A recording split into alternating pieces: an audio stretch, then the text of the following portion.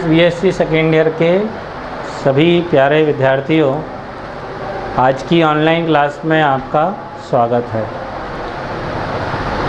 BSc second year में अपना physics में पेपर फर्स्ट कंटिन्यू है ही, यूनिट फर्स्ट चल रही है अपनी थर्मोडायनेमिक्स में। और कल अपन ने डिस्कस किया था व्यापक अन्योन्य क्रियाओं की साम्यावस्था और साम्यावस्था प्रतिबंध को। आज अपन पढ़ेंगे अनंत सूक्ष्म स्थितिक कल प्रक्रम। तो पहले तो इस लाइन का अर्थ समझो। प्रक्रम मानी तो प्रोसेस होता है, अनंत सूक्ष्म स्थितिक कल प्रक्रम।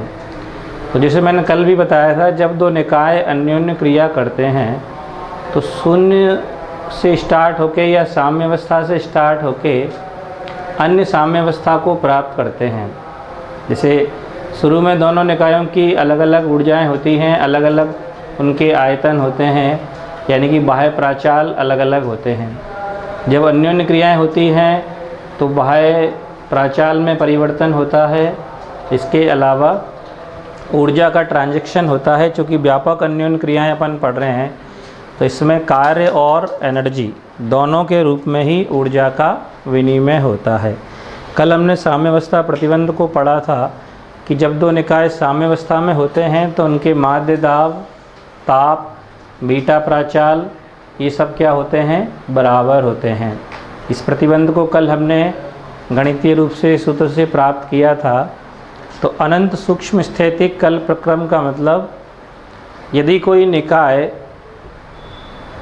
एक साम्यावस्था से अनंत सूक्ष्म परिवर्तन, अनंत सूक्ष्म मतलब बहुत शॉर्ट परिवर्तन, ज़्यादा परिवर्तन नहीं होना चाहिए, अनंत सूक्ष्म, अनंत शब्द का एक लिखा था बहुत ज़्यादा, और सूक्ष्म लग गया तो बहुत ज़्यादा कम, बहुत ज़्यादा कम मतलब बहुत छोटा सा शॉर्ट। तो शॉर्ट परिवर्तन हो, तो यदि कोई एक निकाय एक साम्यावस्था से अनंत सूक्ष्म परिवर्तन के बाद दूसरी साम्यावस्था को प्राप्त करता है, मतलब एक साम्यावस्था से कहानी चालू होगी, फिर इसमें कुछ परिवर्तन करें, परिवर्तन काय में करेंगे, ऊष्मा ऊर्जा में विनिमय के रूप में परिवर्तन होगा, और बाह्य प्राचाल में परिवर्तन अगर करें तो एक नई साम्यावस्था प्राप्त हो जाती है।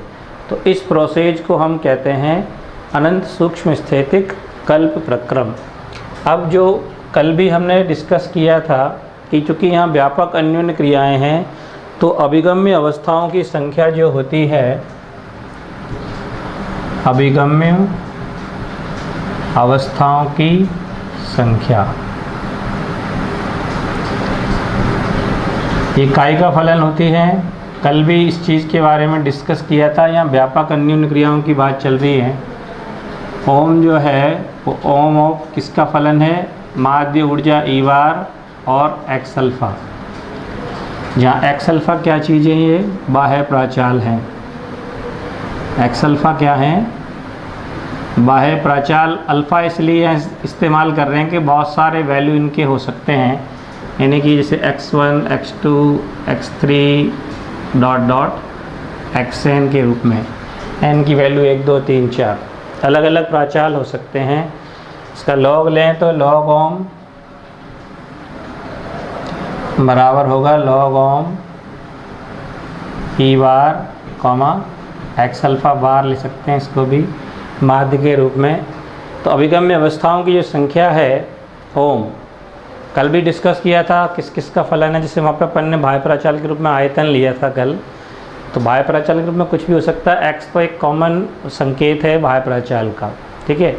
तो आयतन भी हो सकता है, आयतन अगर लेते हैं तो यहाँ बी ले सकते हैं आयतन के रूप में। तो यहाँ आपने कॉमन नाम लिया है एक्स अल्फ़ा के रूप में, तो ये एक्स अल्फ़ा है। तो एक साम्यावस्था से जब दूसरी साम्यावस्था में परिवर्तन होगा, एक साम्यावस्था से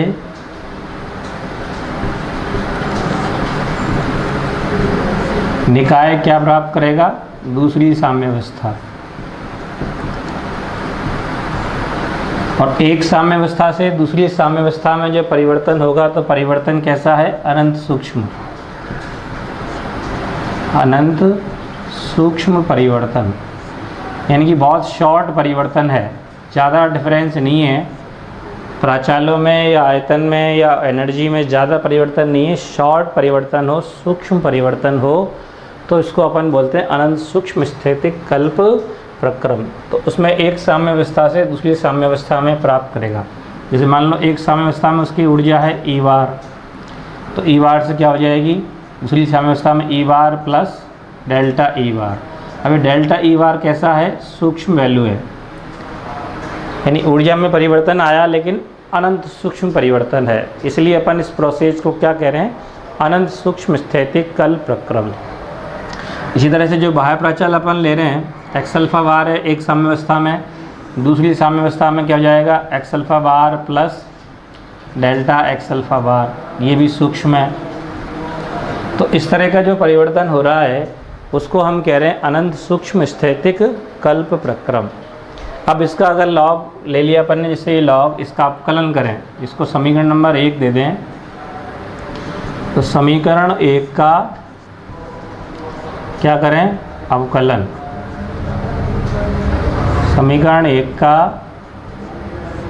अवकलन करने पर तो डी ऑफ लॉग हम आंशिक अवकलन के रूप में लिखो, जैसे अपन आंशिक अवकलन करते हैं कि नहीं, तो आंशिक अवकलन के रूप में लॉग ओम का अवकलन कर रहे हैं। तो दो चर हैं यहाँ पे, तो दोनों के लिए अलग अलग करना पड़ेगा। आंशिक अवकलन के रूप में करेंगे अपन इसको, तो क्या लिखेंगे,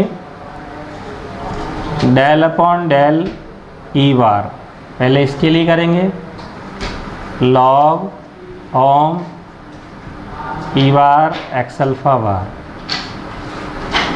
इंटू डी ई बार, ठीक है, प्लस दूसरा जब एक्स अल्फा के लिए लिखेंगे तो del upon del x alpha bar और log ohm E bar x alpha bar into D x alpha बार।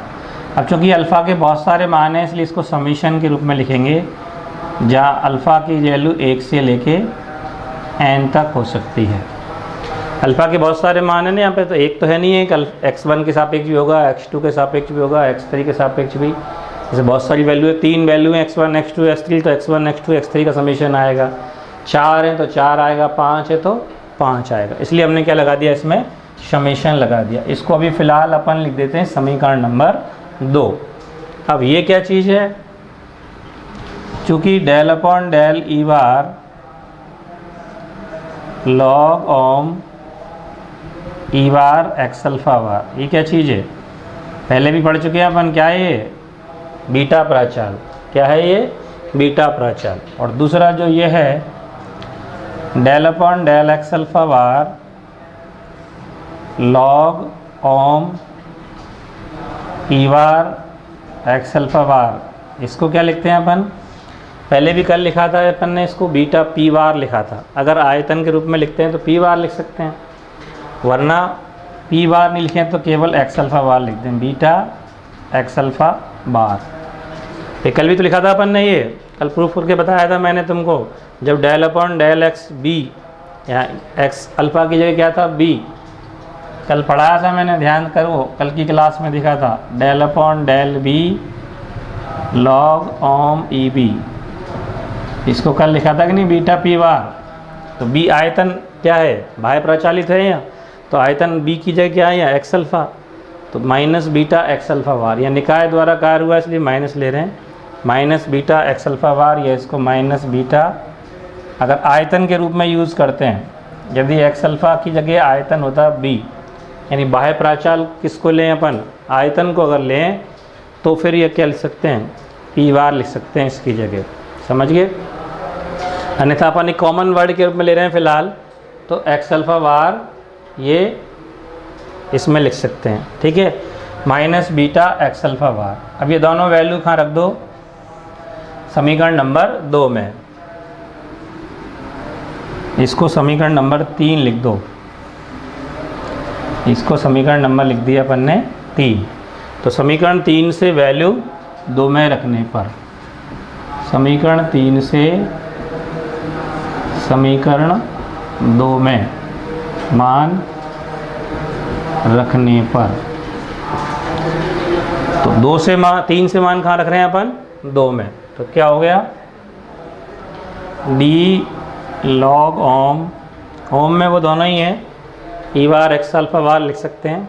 ओम तो केवल संकेत के लिए लिखा है, चाहे तो ये कोष्टक में लिख सकते हैं ई बार एक्स अल्फा बार, क्योंकि ओम ओम थोड़ी ये केवल अभिगम व्यवस्थाओं की संख्या है जो काई का डिपेंड है, काई का चर है, ई बार और एक्स अल्फा बार की जगह। तो ओम लिख दो केवल, या ओम ई बार एक्स अल्फा बार लिख दो। इसकल टू क्या हो गया? बीटा और डी ई बार प्लस यहाँ समेशन, इसकी जगह क्या हो गया? Minus beta x alpha bar और D x alpha bar. Minus beta को तो बाहर लिख लें, और अल्फ़ा की वैल्यू क्या है समेशन में? 1 से लेके एन तक। अब चूँकि ये summation of x alpha bar D x alpha बार जो है ये किसके बराबर होगा? कार्य के बराबर। तो डेल्टा डब्ल्यू लिख सकते हैं, या डी डब्ल्यू, जो कि सारे परिवर्तन अत्यल्प हैं इसलिए स्मॉल ये वाला डेल्टा यूज़ कर रहे हैं अपन। सूक्ष्म परिवर्तन के लिए अपन इस तरह का डेल्टा इस्तेमाल करते हैं। तो इसका मान क्या हो गया? जैसे पी डी भी नहीं होता कार्य, दाब होता, अगर आयतन होता लेते अपन यहाँ पे एक्स अल्फा के रूप में आयतन लेते तो यहाँ क्या आता? P bar D B. P bar D B कार्य तो होता है, तो वही तो है एक तरह से, डेल्टा डब्ल्यू ही कार्य है। तो क्या हो गया हमारा? D log ohm E bar comma X alpha bar equal to, beta तो कॉमन ले लेते हैं अपन, डी ई बार और माइनस बचेगा ना, यहाँ से माइनस आएगा, प्लस इंटू माइनस माइनस हो जाएगा, और इसकी जगह क्या हो गया? Delta W. इसको अपन अभी फ़िलहाल लिख देते हैं समीकरण नंबर 4। समीकरण 4 लिख दिया। अब जो ऊष्मागतिकी का थर्मोडायनेमिक्स का फर्स्ट नियम अपन ने पढ़ा है, याद करो मैंने पढ़ाया है, ऊष्मागतिकी के प्रथम नियम से, ऊष्मागतिकी के प्रथम नियम से। प्रथम नियम क्या होता है? डेल्टा क्यू बराबर डी यू या डी ई बार एक ही बात है, आंतरिक ऊर्जा में परिवर्तन, और माइनस डेल्टा डब्ल्यू। प्लस होता है अगर निकाय द्वारा कार्य किया जाए, और निकाय पर कार्य हो तो माइनस ले सकते हैं। यहाँ लिख दो, जहाँ माइनस डेल्टा डब्ल्यू क्या है?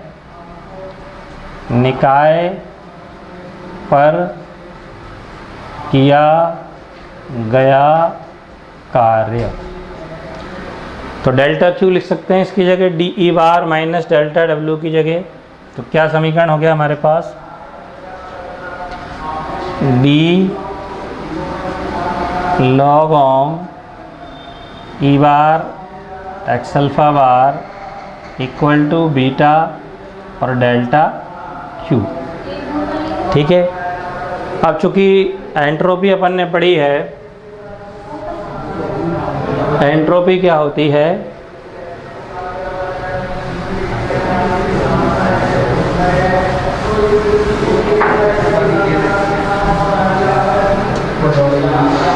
एंट्रोपी पढ़ी है अपन ने निकाय की। एंट्रोपी एस बराबर क्या होता है? के लॉग ओम ई। ये पढ़ा है ना अपन ने, ओम के रूप में ई बार और एक्स अल्फा बार इसके चर हैं। तो एस बराबर ये होता है, तो लॉग ओम ई बार की जगह कह सकते हैं एस अपॉन के।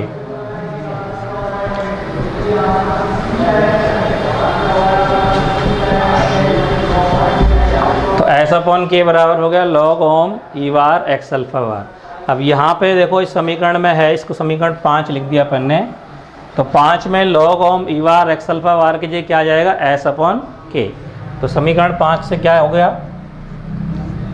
समीकरण 5 से तो डी और इसकी जगह क्या लिख दिया? एस अपॉन के। Log ohm E bar x alpha बार की जगह लिख दिया एस अपॉन के, और इक्वल टू क्या है? बीटा और डेल्टा क्यू लिख दिया। तो डी एस बराबर के तो कांस्टेंट है, के निकल के इधर आ गया, के बीटा डेल्टा क्यू। अब इसके बाद चूँकि हमने पढ़ा है बीटा बराबर 1/kt होता है, यानी कि k को नीचे ले आए तो t इधर आ जाएगा, तो 1/t बराबर क्या हो गया 1/k बीटा, या k बीटा की जगह अपन लिख सकते हैं 1/t। तो ds बराबर हो गया डेल्टा क्यू अपॉन टी अल्पांश के लिए। कुल एंट्रोपी में परिवर्तन देखें तो कुल एंट्रोपी में परिवर्तन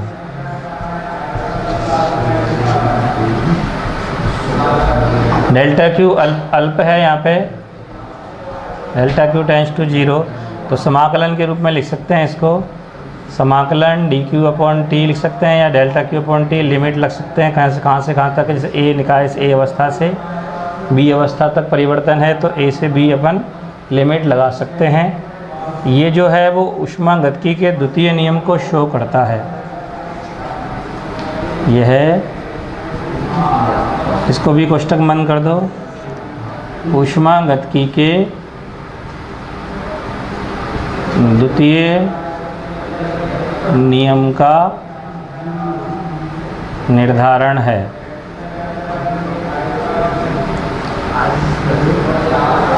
ऊष्मागतिकी के क्या है ये द्वितीय नियम का निर्धारण।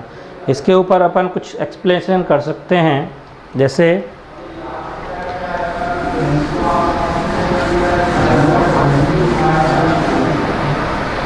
देखिए नंबर 1 स्थिति, यदि रुद्धोष्म प्रक्रम हो जैसा कि डेल्टा क्यू बराबर 0, यानी ऊष्मा नहीं ली गई निकाय द्वारा या नहीं दी गई, तो डेल्टा क्यू का मान अगर 0 होगा तो इसका मतलब ऊष्मागतिकी का पहला नियम देखते हैं। ऊष्मागतिकी के प्रथम नियम से फर्स्ट लॉ क्या है ऊष्मागतिकी का, अभी जो लिखा है डेल्टा क्यू बराबर D E bar minus delta W. अगर डेल्टा क्यू की जगह 0 लिखते हैं, यानी ऊष्मा का आदान प्रदान नहीं हुआ निकाय द्वारा, तो 0 equal to D E bar minus delta W. It means क्या आया, D E bar equal to delta W. और इस समीकरण के आधार पर डी एस बराबर भी क्या आएगा 0, क्योंकि डेल्टा क्यू 0 है, तो डी एस बराबर 0। इसका मतलब क्या निकला, अगर निकाय द्वारा किया गया कार्य उसकी माध्यिक ऊर्जा में परिवर्तन के बराबर है तो उसकी एंट्रोपी में परिवर्तन भी शून्य होगा। तो यदि निकाय की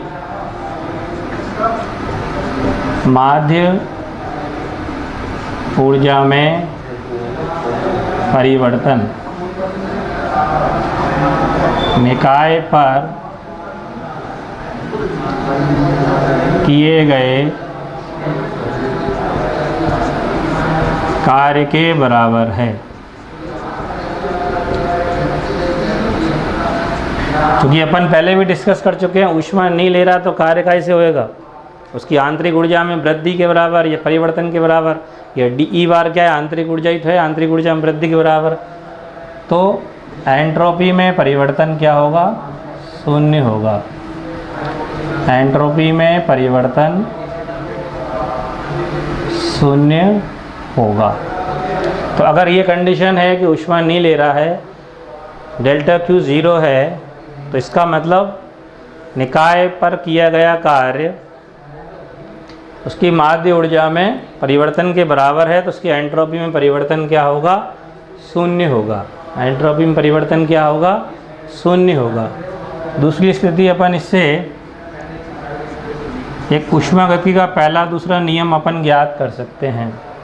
चूँकि अगर निकाय द्वारा कार्य किया जाए, यदि निकाय द्वारा कार्य किया जाए तो यहाँ जो अपन ने माइनस में लिखा था डेल्टा डब्ल्यू प्लस में होगा, जो कितना होता है PdV। डेल्टा डब्ल्यू बराबर क्या होता है PdV। तो यहाँ इस नियम को इस्तेमाल करते हैं तो ds बराबर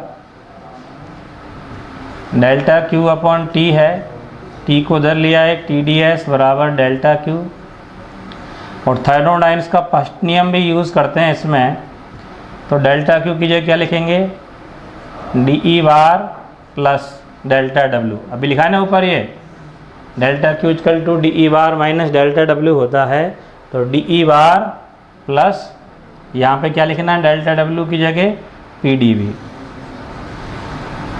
ये जो नियम है वो ऊष्मागतिकी के पहले और दूसरे नियम दोनों का सम्मिलित रूप है। पी डी वी लिख दो या डी डब्ल्यू लिख दो, एक ही बात है। D E bar plus D W लिख सकते हैं।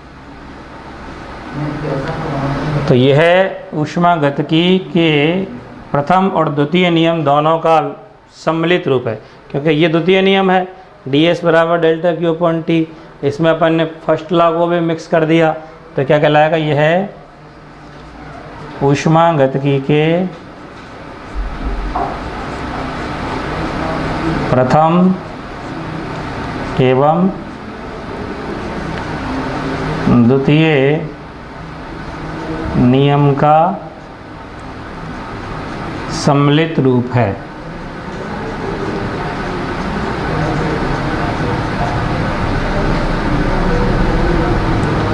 सम्मिलित मतलब कंबाइंड, दोनों का मिला के ये क्या है, सम्मिलित रूप है। तो ये हमने अनंत सूक्ष्म स्थैतिक कल प्रक्रम के लिए ऊष्मागतिकी के सेकंड लॉ को नियम को जो अपना है द्वितीय नियम, उसको प्रूव किया है। ये द्वितीय नियम है और ये दोनों का मिक्स रूप है। इसका एक अनुप्रयोग जो है हम क्या कर सकते हैं, इसके आधार पर एंट्रोपी में परिवर्तन ज्ञात कर सकते हैं, क्योंकि जो ये नियम है डी एस बराबर delta Q upon delta T, तो ऊष्मागतिकी का क्या है, ये द्वितीय नियम है। तो इसके आधार पर अपन क्या कर सकते हैं, एंट्रोपी में परिवर्तन भी ज्ञात कर सकते हैं। कैसे ज्ञात करते हैं, देखो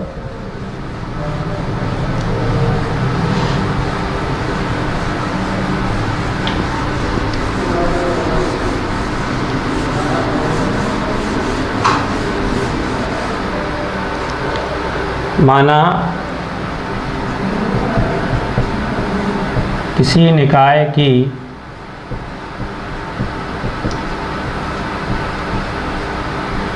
प्रारंभिक अवस्था मान लेते हैं ए।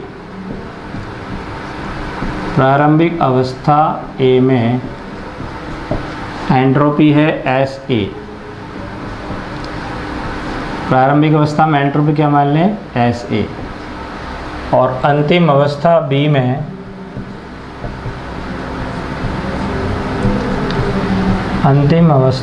में एंट्रोपी एस बी है।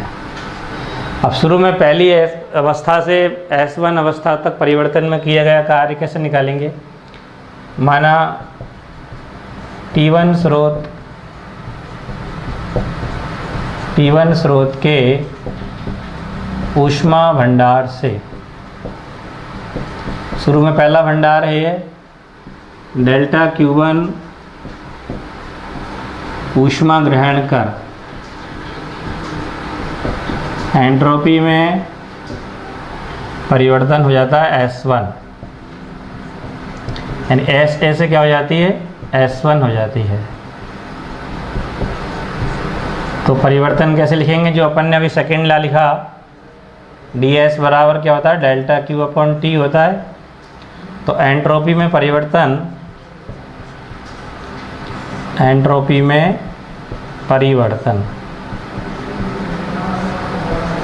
एस ए माइनस या S1 minus S A, S A से S1 हो गया, तो परिवर्तन हो गया डेल्टा Q1 अपॉन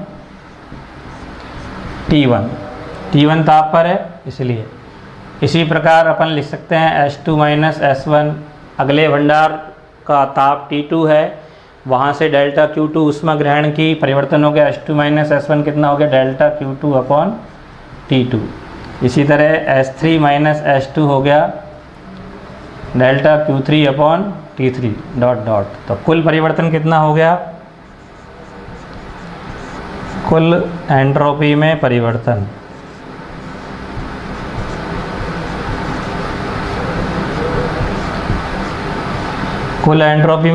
क्या हो गया, एस बी माइनस एस ए।